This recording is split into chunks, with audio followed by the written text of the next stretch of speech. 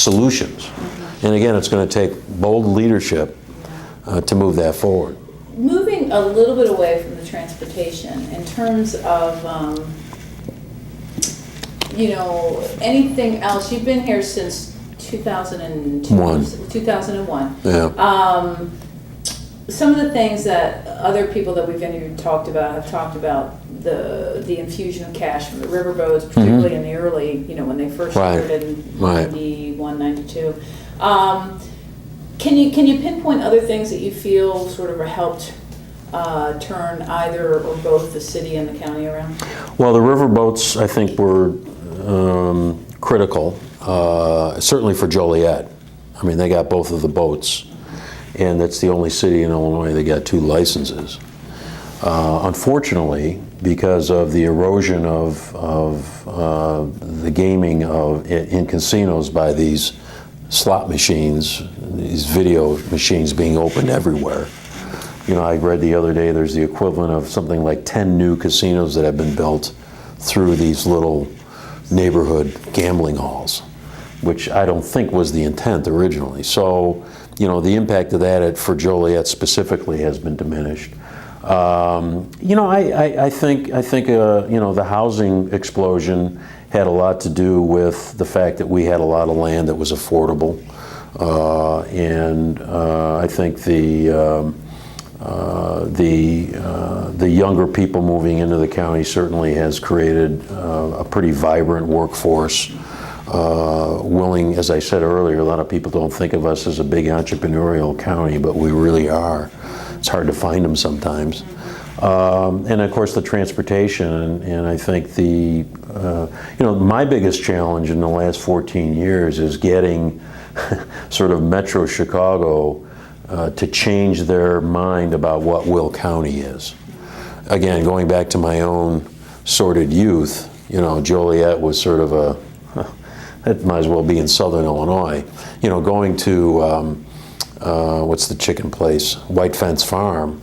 I can remember as a child, that was like a day trip, out to the country. No, seriously.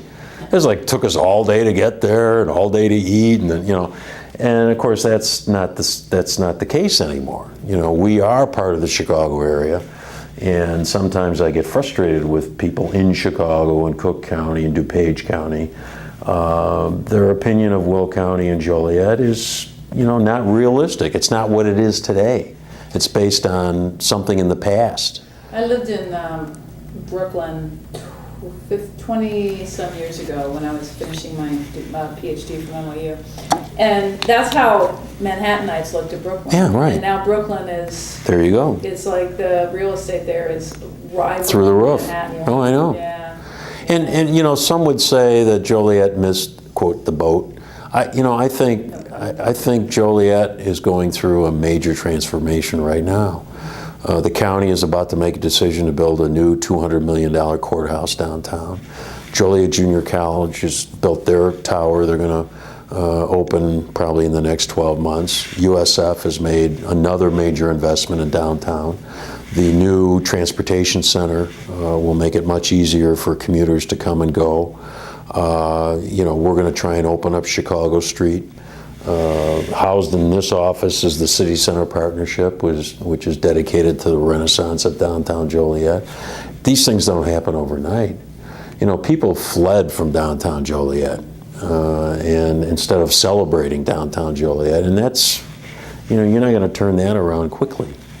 But you do see signs of hope just focusing on the city itself. Oh, absolutely. I think one of the best things that's happened to certainly the east side of Joliet is the migration of the Hispanic community, moving and populating the east side. The old European steel mill neighborhoods fell into disrepair, and the Hispanic growth, like Aurora and other parts of the Chicago area, happened here in Joliet, and they've spiffed up the neighborhoods. No cars on blocks. They've got nice landscaping, hard-working families, made a big difference. Collins Street, to some degree, looks better than Chicago Street if you drive up and down it. Plus, that old prison is over there. I mean, that's got a big future potentially. That's my thing. Yeah. My students and I have talked about this for years, that if The money could be done into turning that into a tourist attraction. Bed and breakfast, bring out old Sparky, the old, electric chair, and have it, I mean, people. It could be so many People are things. fascinated by Joliet's reputation as I a know, prison town. I know. When Prison Break came out, the Joliet Historical Museum said that they would get visitors from Australia and Germany. Oh, I'm sure. To Joliet. Paul McCartney was here. Yeah. To see the prison, and there's nothing really to show. You can't go into it, but there's that, there's an audience there. Senator McGuire is working on, getting control of it. And I know it's going to be a lot of money, but I think it would be It's worth it. huge tourist attraction. It's worth it. Yeah. In downtown, it's challenging, but older downtowns that used to be the retail center of the region of the community have all gone through this. Aurora's been through this. Elgin has been through this. Even some of the closer in suburbs, they had to reinvent themselves. LaGrange, I mean, they've got a really nice, vibrant downtown. 15 years ago, they had nothing, and it was like, wow, what's going to happen here? Western Springs, I mean, I'm going back in time, but Downers Grove, Westmont, I mean, those places were dying on the vine, and now they've got 24/7 population. That's what we need here. We need people living here all the time. The students are going to help, and I think that's a big part of the future here. Thank you so much. Does that work? I think that works great.